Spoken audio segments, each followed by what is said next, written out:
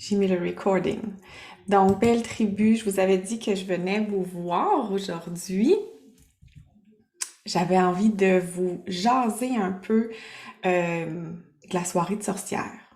Parce que suite au message d'Audi, moi je l'ai écouté aujourd'hui, là, mais suite au message d'Audi qui parle justement de la préparation qu'on a à faire pour l'ouverture du cercle des sorcières, je me suis dit, je vais vous parler aussi de ma partie, de ce qui se passe, puis de comment tout ça s'enchaîne de façon qui est comme un peu au-delà de nous parce que il y a des éléments que nous, on a décidé, puis des éléments qui nous sont envoyés, en tout cas qui me sont envoyés, puis c'est probablement la même chose pour Audi, euh, dans la préparation. Donc, je vais vous parler de ça. Les filles, je vous vois, donc vous pouvez me faire un petit coucou, un petit salut, ou me faire un petit thumbs up quand vous êtes là, comme ça je sais qui est présente. Salut Karine! Salut Nicole! Donc, les filles, je sais même pas par où commencer tellement je suis comme énervée de vous parler de ça. Euh, dans le cercle des sorcières, je vais commencer par le commencement. Je sais qu'il y en a des filles, peut-être pas dans la tribu, mais je sais qu'il y a plusieurs femmes qui peuvent se poser la question, eh non, moi je suis pas une sorcière. Ah non, je pense pas que je suis une sorcière. Parce qu'on associe parfois le mot sorcière de un, c'est péjoratif, hein, ça a une connotation puis comme une énergie négative. Donc on veut pas nécessairement s'associer à ça. Mais aussi, on associe la sorcière à quelqu'un qui a un pouvoir magique, comme de transformer quelque chose avec clouc, de la magie. Donc, quelqu'un qui peut avoir des dons de médium ou quoi que ce soit. Donc, on peut imaginer que, oh mon Dieu, moi, j'ai pas ça, ces dons-là, donc c'est sûr que je suis pas une sorcière. Puis, donc, les filles, pour Audie et moi, la sorcière, c'est qui?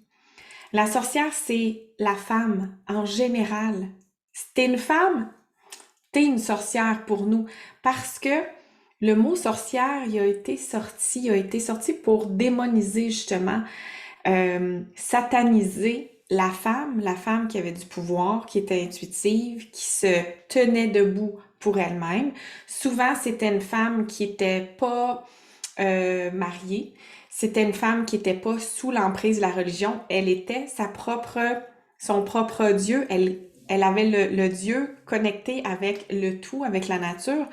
Donc, cette toute puissance-là, que les femmes possédaient à l'époque, ça fait peur. Ça fait peur à la jante masculine.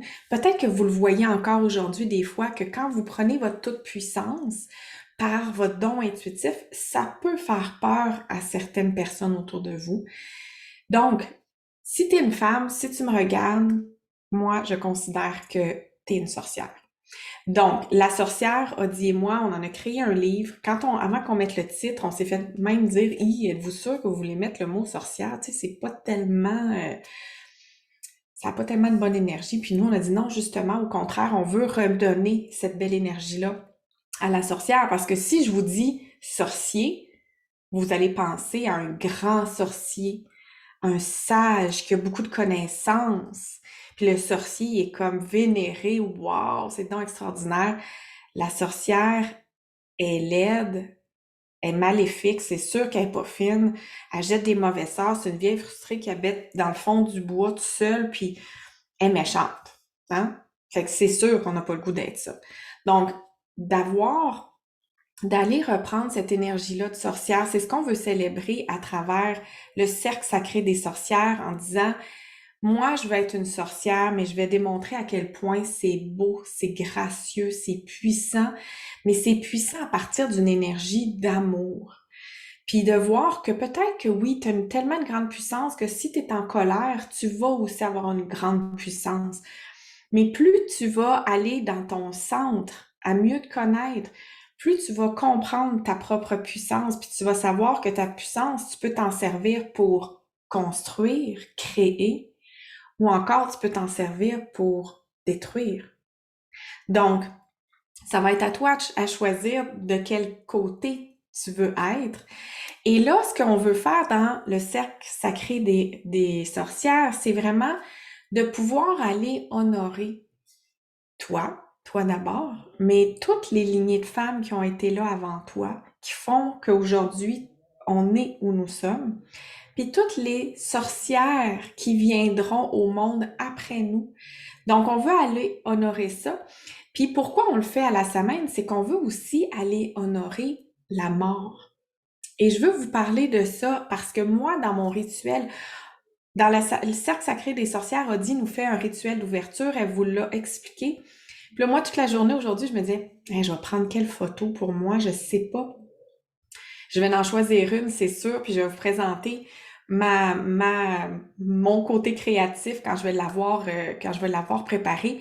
Mais sinon, moi, je peux faire après ça le rituel de manifestation de l'invisible. Donc, pourquoi on avait envie de faire ça, c'est que à la Samhain, à l'Halloween, la fête celtique, mais avec l'Halloween, on dit que c'est le voile entre la dimension visible, donc la vie, puis la dimension du monde invisible est à son plus mince. C'est là où c'est à son plus mince, donc on peut plus facilement communiquer avec les morts. Ça, c'est une chose. Mais dans la manifestation de l'invisible, les filles, c'est aussi d'être capable d'aller toucher à tout ce qui est invisible à l'intérieur de toi. Il y a un voile entre toi, ton visible, le visible du personnage que tu démontres au quotidien, et la toi qui est à l'intérieur, qui est peut-être cachée, il y a peut-être des choses dans un cocon, c'est dans ta partie invisible, il y a peut-être que toi qui sais que ça existe en toi, mais t'es pas encore prête peut-être à le manifester ou à le démontrer à l'extérieur. Donc, on va aller travailler ça aussi dans le rituel de manifestation de l'invisible. Pour ça, t'as aucune préparation à faire, les filles, on va y aller ensemble, on va y aller en douceur.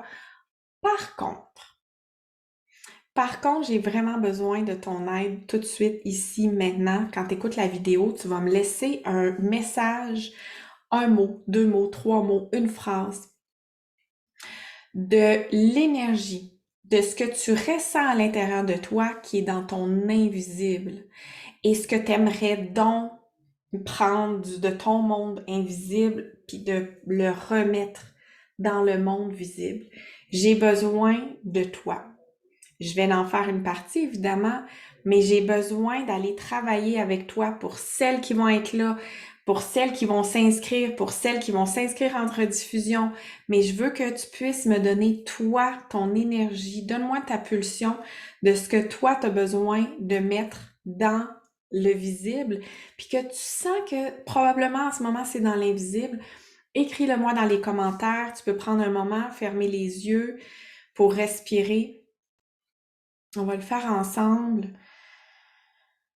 Puis je veux pas que tu penses trop longtemps, mais vraiment le premier mot qui te vient, même si tu dis, ben voyons donc, ça n'a pas rapport. La première émotion, la première énergie qui vient à l'intérieur de toi, quand ça monte, tu me le mets par la suite dans le commentaire. Ça va me permettre de m'aligner dans mon travail pour qu'on puisse aller trouver ce qu'il y a de général, parce que ce que toi, tu as à l'intérieur de toi dans ton invisible, si c'est là présent en toi, c'est là présent après avec tout le monde. Donc, on va aller travailler ça. Et là, les filles, il faut que je vous présente un truc après. Je voulais vous le présenter plus tard, mais je vais vous le présenter en ce moment. Donc, c'est une énorme boîte. Je vous la présente ici. Puis ça va faire partie du rituel de manifestation de l'invisible. C'est une super belle boîte noire que j'ai reçue en cadeau. C'est un grand sorcier, mon ami sorcier qui me l'a préparé. Tout a été fait à la main avec un lion. Moi, je suis lion. C'est magnifique. Regardez le dessus. Donc, il y a des yeux, il y a les éléments, il y a des mains, puis il y a mon nom décrit. Quand on ouvre la boîte, il y a un parchemin. Je vous lirai pas tout, mais je vais vous lire une phrase. Et à l'intérieur de ça, ici, j'ai ma baguette magique qui a été créée pour moi. avec du bois de cèdre, avec un cristal de pierre, de roche, une pierre de lave puis une pierre de lune. Ça sent tellement bon, les filles, là. Et ça vient dans une belle boîte. Tout est noir. C'est tellement moi. Donc, ça, je vous en reparlerai plus tard, mais la baguette va faire partie du rituel de manifestation de l'invisible. Pourquoi? Tout à l'heure, je vous disais, il y a des choses qui se passent à travers, qui sont envoyées.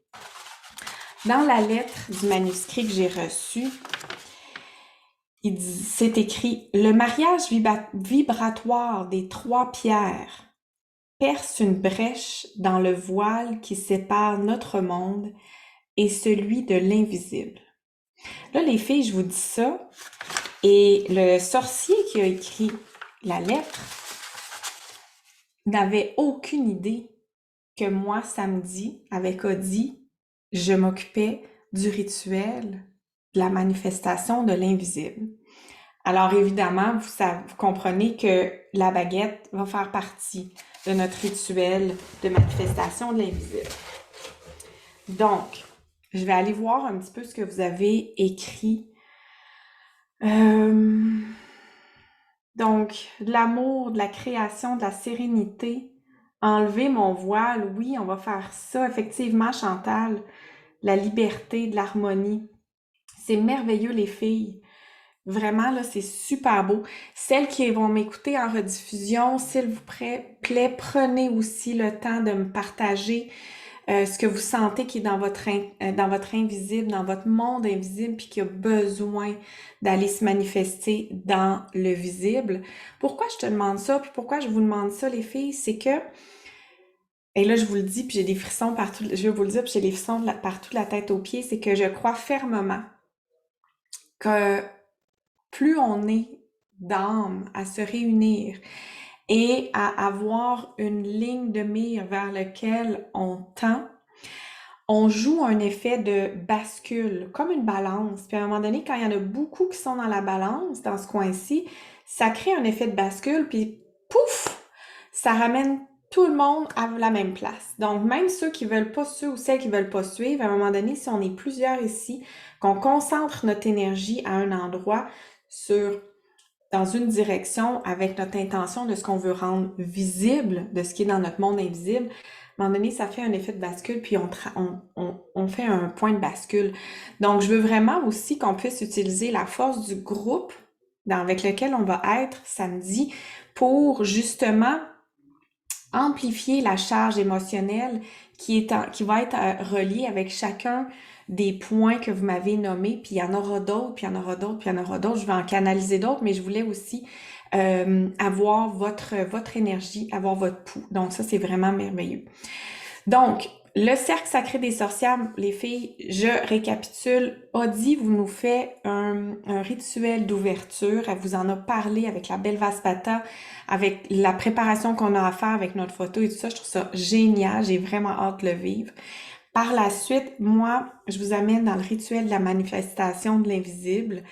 Je vous donne pas les détails parce que je veux vraiment qu'on soit dans l'ouverture de ce qui est, puis que vous soyez dans « je reçois » ce qui va être dans le moment, mais soyez sans crainte, les filles, là, sérénité, s'il vous plaît, ça va être dans la douceur, ça va être dans la beauté.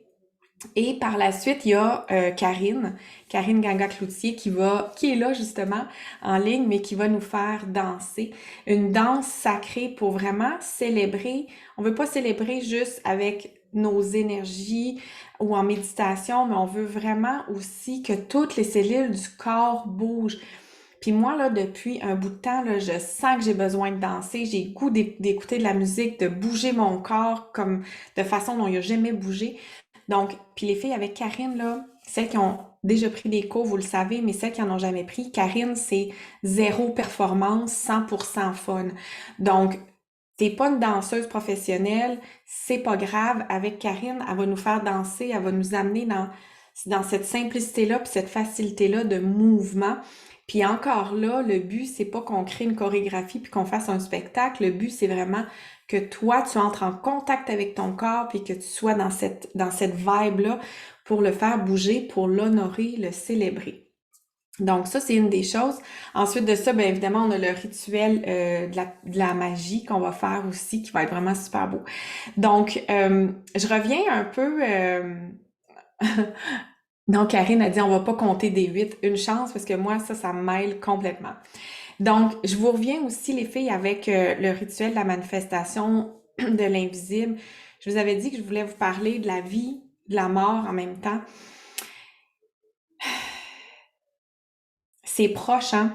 La vie, la mort, c'est deux facettes de la même pièce. En fait, la mort fait partie de la roue de la vie. C'est une transition, c'est une transformation, c'est un passage. Nomme-le comme tu as envie de le nommer. Mais je veux que tu sois consciente que ici, je parle pas nécessairement de la mort physique où il y a quelqu'un qui arrête la vie dans son corps physique. Mais je veux que qu'on puisse prendre conscience, puis je vais vous le rappeler aussi samedi, c'est toutes les petites morts que tu as déjà vécues, puis d'aller honorer tout ça. C'est ce qu'on va faire aussi parce que ces morts-là sont aussi dans ton invisible. Ça peut être des deuils que tu as faits sur un enfant que tu n'as pas eu, sur un enfant que tu aurais aimé avoir puis qui s'est pas présenté du tout dans ton ventre. Ça peut être le deuil d'une relation, ça peut être le deuil de ce que tu pensais que tu serais, ça peut être le deuil ou la petite mort en fait aussi, ça peut être la mort en fait de la partie de toi qui jouait la victime puis qui se responsabilisait pas dans sa vie, ça peut être la mort de plein d'aspects qui fait en sorte que dans les dernières semaines, les derniers mois, voire les dernières années ou même décennies, tu as eu des grandes transformations. On veut aller honorer ça parce que c'est important que tu prennes conscience de tout le chemin que tu as parcouru. Déjà, juste la dernière année, année et demie, on en a fait du millage. Donc, on va aller honorer ça aussi, les filles, parce que c'est tellement proche. Tu sais, on dit qu'à l'Halloween, effectivement, tu sais, c'est la veille de la Toussaint, le 1er novembre, parce que le mois de novembre, c'est le mois des morts qu'on appelle. C'est un mois pour aller honorer les personnes qui nous sont chères et qui ont quitté le plan physique. Mais pour moi, c'est à une distance, c'est proche. Puis pour celles qui ont été face peut-être à des vraies morts physiques, vous savez aussi la douleur que ça peut provoquer chez la personne qui est restée en vie.